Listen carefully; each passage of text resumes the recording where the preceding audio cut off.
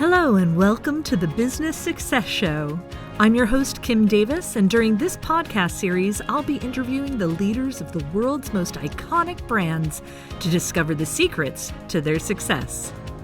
Plus, I'll be sharing with you tips and ideas on how you can apply these lessons to your own life and work. So come with me as your next business success lesson starts now. Very excited to welcome Stefani Okamoto to the show. She is a global learning and development director over at Microsoft and an amazing lady. So thank you very much for joining me today, Stefani. Thank you. I'm so excited to be here. My pleasure. My pleasure. Okay, so I just want to dig in. We've met recently, and I was amazed by your story because you've got such an inspirational story, I think. You've been working at Microsoft for 21 years, which I think is unheard of in this day and age for anybody to be in one place for that long. And I'm really curious to hear your story about how you came into Microsoft. I believe you started off in IT and swapped over into HR, which is unheard of. So take us on that journey. How did you start and how did you get to where you are today? Well, it's interesting and it's a story I'm super proud of. So starting from the beginning, I was born and raised in a really small town in Washington.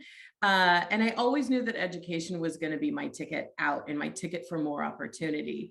And so I went to a community college and played very competitive volleyball on academic scholarship and athletic scholarship because we didn't have a lot of money. And so I had to figure out a way to pay for my education. And so I then took my AA degree and my associate's degree, and I transferred to University of Washington. And that's where I majored in psychology. I got a Bachelor of Science in Psychology, and I started working for a publishing firm there to pay for my education. And what was interesting is that halfway through finishing my Bachelor of Science, the company I was working for was acquired by a company in Michigan. And so I was given the choice, you can move to Michigan or you can figure something else out. And I was like, no offense to anybody in Michigan, but I did not want to move to Michigan. And so I had a friend at the time who told me that she thought I would be a really good software tester. I'm like, I don't know what that means. And so I then researched what that was. I got some dummies books, if you remember those, like Internet for Dummies, C# for Dummies, and all of those kinds of things. And I attended a software testing class where I got a certificate in software testing. And so I learned all about the industry. It was in the year, gosh, I shouldn't even say, like 1995 or 96 or something like that. So it was booming for software testers. And I got a job as a software tester working for a vendor company of Microsoft. And for 6 years, I was a senior test lead there.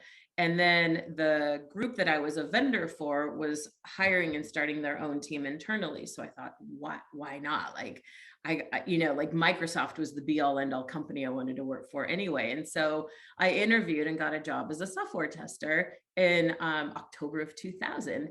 And so from there, the thing that's great about Microsoft is you can reinvent yourself a million different ways. And so I went from being a software tester to being a software test manager, and then a dev and test manager when the discipline of software testing shifted a little bit. And then I moved from there to managing the technical certification team for a while, of the global technical certification team.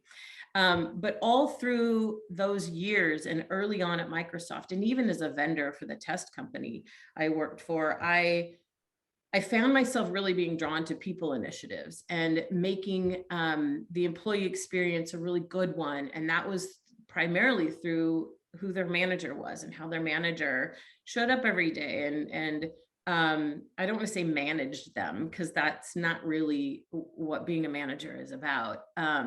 But anyway, so I started driving initiatives at Microsoft around just that, manager initiatives. I started a manager forum that was I just wanted to make managers better, and I was seeing discrepancies. So I thought, okay, why can't I just bring managers together to learn from each other? And so I started these manager forums that brought managers together every month. In the beginning, only a handful of managers showed up, but word got out that these were happening, and it ended up being an offering for my entire organization globally every month that I ran. Nice. Yeah, it was, and it filled my cup. This work filled my cup. And I also then realized, okay, what are we doing to help set our aspiring managers or our emerging managers up for success before they potentially become managers, or helping them decide that management isn't for them? Because it's just as important to not become a manager if that's really not what you want, if you're not going into it for the right reasons, than it is to become a manager for the right reasons. So I also started an aspiring manager forum with 2 aspiring managers on my team, and that really quickly became waitlisted. So I just found that people were really hungry for these initiatives that were simple and easy to lift. And it was just learning from each other to be better. And so, yeah, that's kind of what started my passion around management excellence and drove me to the role I'm in now. Amazing. So it sounds to me like you kind of fell into it. It was a natural fit for you. You're naturally a people person, and you were naturally drawn to the educational element that's going to help support people. And it sounds to me like Microsoft recognized your skills and let you cross over. Yeah, I feel so fortunate, because what happened was it was like a light bulb moment for me when I was driving these people initiatives. It was at the time that I was managing the global technical certification team, and I was doing these manager forums on the side, like my weekend job almost. But that's what was filling my cup every day, and it took me, maybe I'm a slow learner, I don't know, it took me a while to figure out, like, wonder if that's a job over there, that work. And so I started a journey of, it took about a year. I didn't realize that there were any other facets of HR at the company than my HR person, line person that I would go to. And so I started doing searches on the internal job site, where I just would look for keywords that mapped to my passion. And I just reached out to those hiring managers and said, hey, I know I don't have all the skills that you list in your job description, but would you be willing to talk to me about what your organization is like? And I can share with you some of the work I've been doing and my purpose and passion. And I met with about, I want to say it was about 1 to 2 people a week. I found every person I met with was in HR. So then I quickly realized this was a role that was going to be in HR. And I have no HR background. So I thought, okay, how can I bridge that gap? But I just kept meeting with people and developing a larger new network that I didn't have before within HR. And I quickly found people were looking out for me because they could see that I was clearly really passionate about just simply making our managers better from a fundamental perspective. And so long story short, I found this organization called Global Learning and Development. It's within Talent Learning and Insights in HR. Didn't know it existed. And the moons aligned, and they were creating a new team called essentially a manager team that was focused on a new initiative that was called the Role of the Manager, that quickly morphed into Manager Reimagined, where the outcome of this team was to define the role of the manager, which we hadn't done before at Microsoft, as well as create new manager expectations, which we didn't have in place before. And so I interviewed for one of the roles. It came down to me and one other person who had HR background and D&I background, and I did not. She ended up getting the role. So I boohooed for a little bit because I wanted it so badly.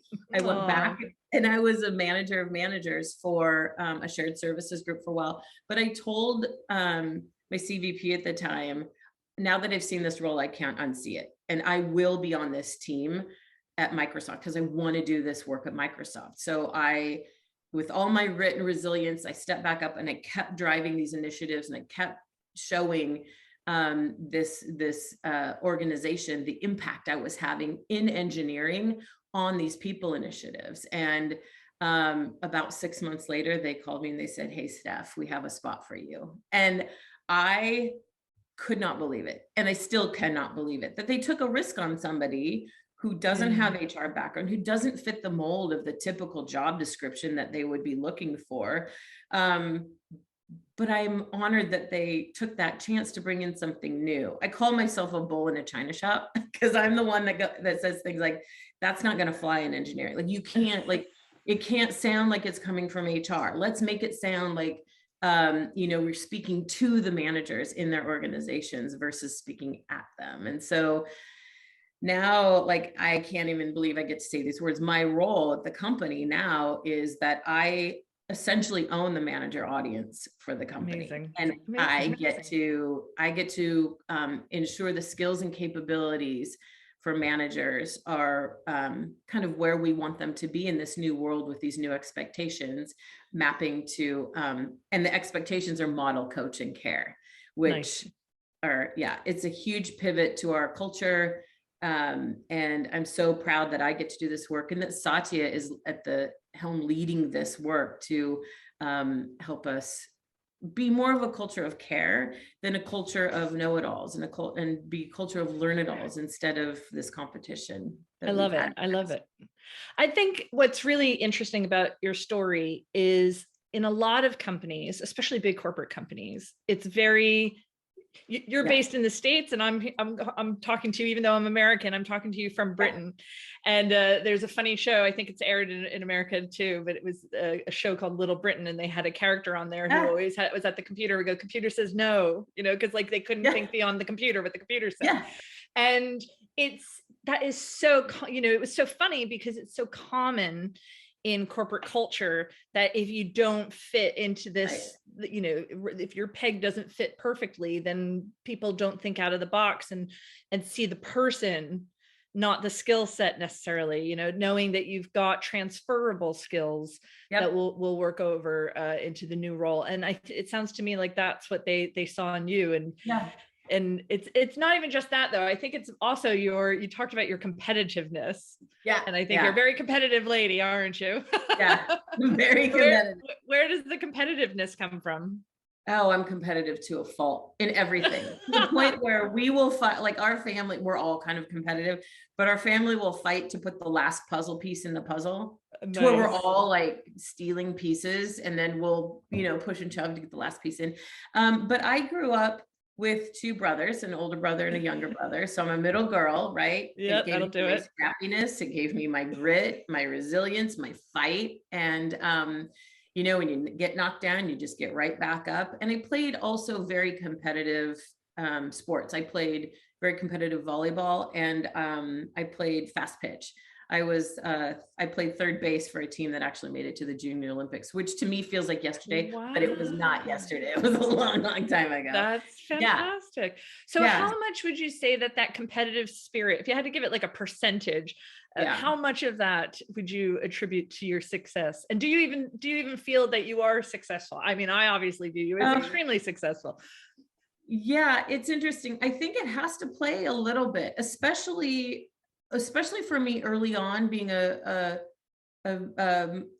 female in engineering, right? I was one of not very many. And a lot of the time I was the only woman in the room. And by default, when I would walk in, everybody in the room would think I was either an admin or marketing. Because I didn't fit the mold. And so I learned very quickly that, between being competitive and that grittiness, and I learned that I took my seat at the table. I didn't wait to be asked. And I think having that, it's interesting how you earn respect in that kind of world. And I've kind of have taken that with me, is that you do not let anybody quiet your voice. Don't let people talk over you. It is your chance to have your voice be heard. So don't let anybody quiet you. And I always say, don't let anybody dull your sparkle. When I'm talking to people that are new to Microsoft, because Microsoft can be a hard company to onboard to. The environment is quick and fast paced, and you have to be able to deal with ambiguity and drive for impact. But also, so is everybody else. And so, don't let anybody quiet your voice. And when you talk about, do I feel like I'm successful? It's interesting because I Sometimes I do, sometimes I feel successful. And that isn't because I don't think of it as anything that I personally did. I think of it as I like to lift the boats around me. And so when an employee comes to me or emails me or my team and says, your work has made a difference with my manager, I am a happier employee because of the work that you've done to make my manager better. That feels like success. When Feels like success. Yeah. people on my team, like when they have knocked something out of the park that they never thought that they could do, or it made them really scared or nervous, or it pushed them outside their boundaries, and then we can celebrate afterwards. That to me is success. Is that I don't micromanage. I support, and I'm standing right beside every person on my team in every challenge that they face. And I hope that they know that, so that when they then have these huge successes that they didn't think they were capable of, to me, that is success. I love that. I love so. that. Talk to me a second about being the only woman in the room with the man. Has that changed over the years? Is Yes. that how did you cope with that? What would be, for example, if there are women watching this program right now and listening and thinking, how did she handle that? Because I'm in a similar situation. How do you make your voice heard? How do you step up in that way? What advice would you give to women listening, and how would you say it's changed over the years? It's interesting because for me, at first it wasn't easy, because it being a competitive culture back in those days, the fear of saying something wrong or not being correct sometimes would make me stay quiet. And there were many times where I would leave a room, or I would have something I wanted to say, but I maybe stayed quiet. And then another man in the room said exactly what I was thinking. And then I left that room really mad at myself that I didn't take that opportunity to say what I wanted to say because of fear. Yes. So don't let fear stop you. Don't let the little voice in your head that says, maybe you're not right. Don't look foolish. Don't ever let that stop you. Never, ever let your voice be quieted by somebody else. Don't give anybody else that power. And so believe in yourself and your abilities. I consistently tell myself, and have to remind myself even today, I was hired for a reason. They gave me this role for a reason. And so I'm going to make the best of it. And I vowed to myself that I'm never going to leave a room feeling regret that I didn't say something I wanted to say out of fear, or because somebody else was trying to quiet my voice. So that's a little bit of advice. And I think just have the confidence and the resilience and the grit to show. I tend to sometimes have I'll show you attitude. And that's maybe the confident, like the competitive. I think that's why we get along. We get along so well, Steph. I mean, I almost bought a shirt that said, I dare you to underestimate me. Like, just try it. And so, because even if I am having the doubt, I turn it on a dime and say, okay, guess what? Game on. I will now show you have it wrong. Anyway, that, and I think, to your second question, the culture has changed quite a bit. And I think with Satya, who, I talk about the culture of care again, and I'll tell you, with model, coach, and care, the 3 words, you'd think they're just 3 simple words. It took a long time to land those words, and they have never resonated more than when COVID hit. And to me, care was the word that I knew would change Microsoft in the industry, because we haven't been known in the past as a caring company. That was usually seen as a weakness or something you didn't show, or if you cared, it might make you feel like others might think that you're not capable of doing really hard things. And that's not true at all. And now with Satya, he is modeling and championing that way within our culture. And so things like microaggressions still happen. But in manager training, I'm trying to address some of those things head on, so that we can start to really be more self-aware of how we show up. especially from an inclusive perspective, so that all voices are included and that we don't have that feeling of, I can't speak up because I'm like a minority in the room and nobody will listen to me. So we're working on that. And I think that our leadership is really modeling that way so we can change. And I think it's shown. That's wonderful. That's great. Talk to me now. You've shifted into COVID, which is something else I wanted to talk to you about. I think the assumption of the outside world would be Microsoft obviously has Teams, which is a competitor of Zoom.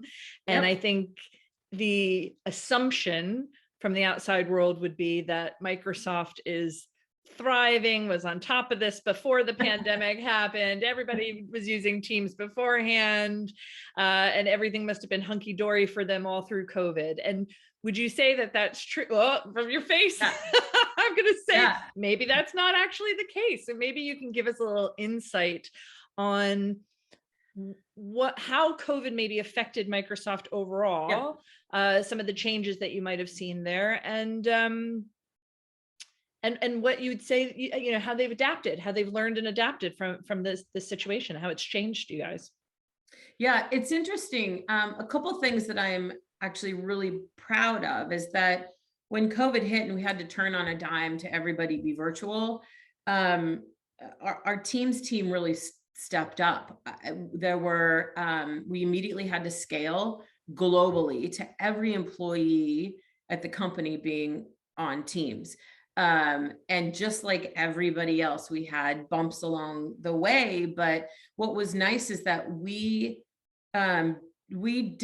wasn't the technology, I don't think, that we had issue with or that we had problems with when COVID hit. It was more around, how do we drive impactful work in a hybrid or a virtual environment?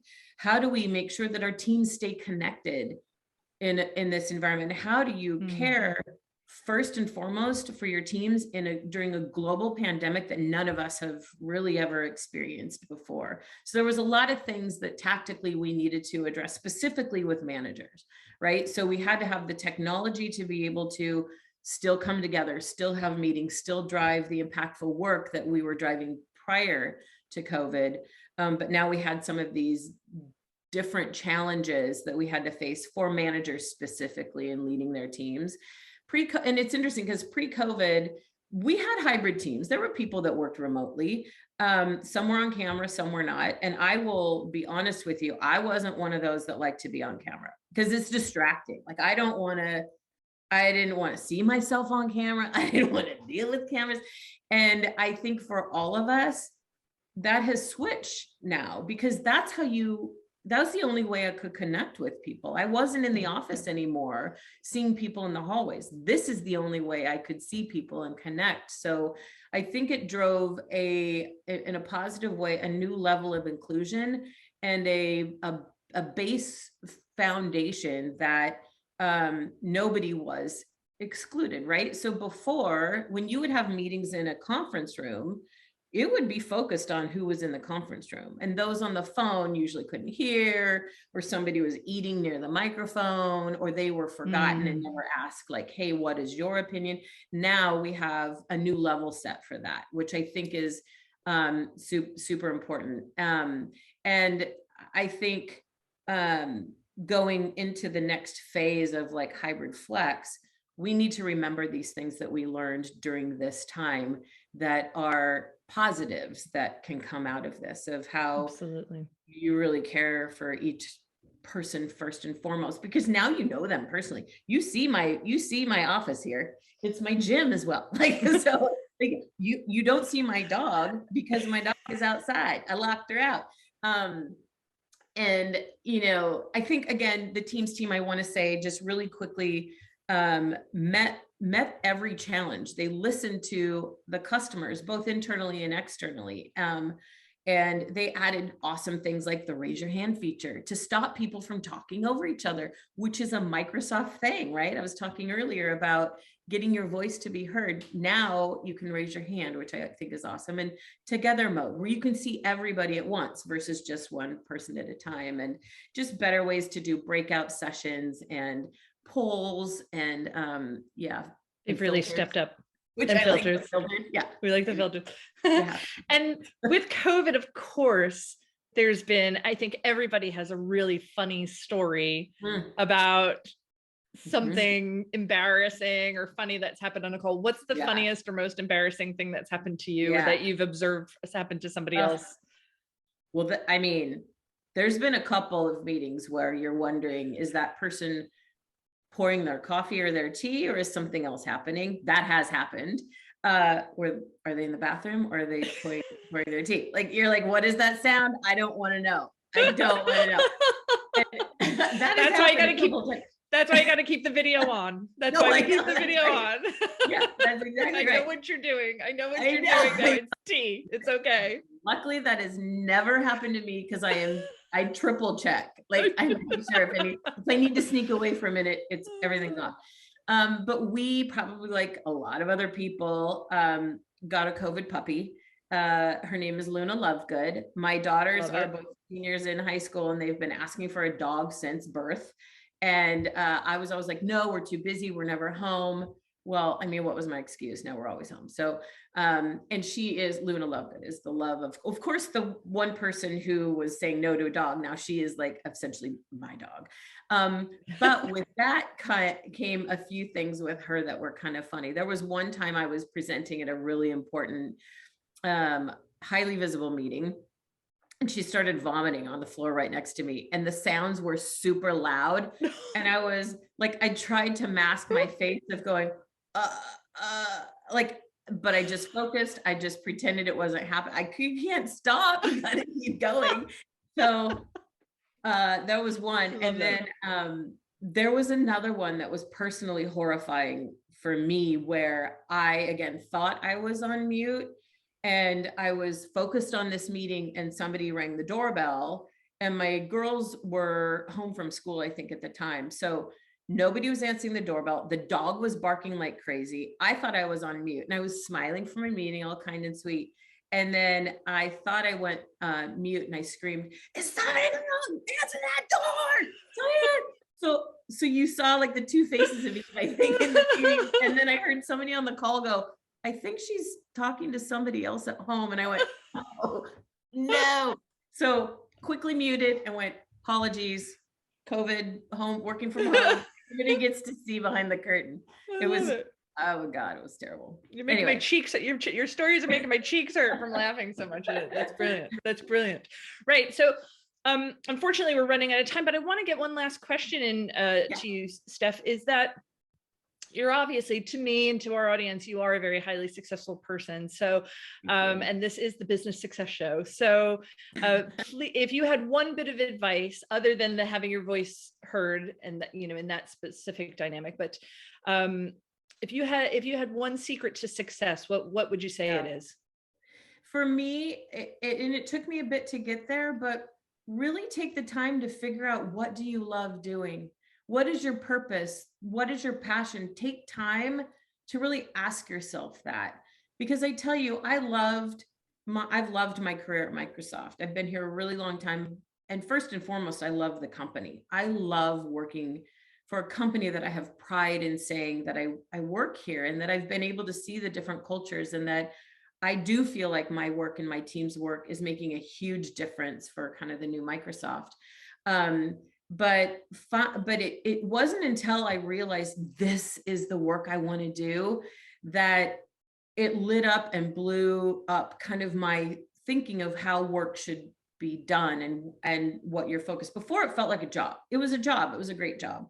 And now my cup is full every day. I get to talk to you about this incredible work that we're doing at a huge company to change every employee's experience with their manager to be positive and consistent. And I can't believe that I get to do that work. So I think, outside of everything else I said, that is really it. Just take a moment. I know we're all busy, and I know we all have different things going, but take some quiet time for yourself and really ask yourself, what fills my cup? Is it this, or what aspects of this role fill my cup? And then see if there are other things that would fill it all the way full. And that's what I am lucky enough to get to experience every single day at a company that I love so much. So I wish that for everybody. Brilliant. To get to do what they love. That's great advice, Stephanie. That's great advice. And I hope everybody listening takes that on board. Well, Stefani Okamoto, we are out of time. But thank you very, very much for joining us today. And hopefully we'll be able to see you again soon.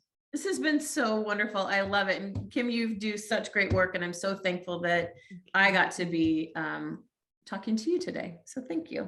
You're wonderful, Steph. All right. See you soon. Bye. Thank you. Bye.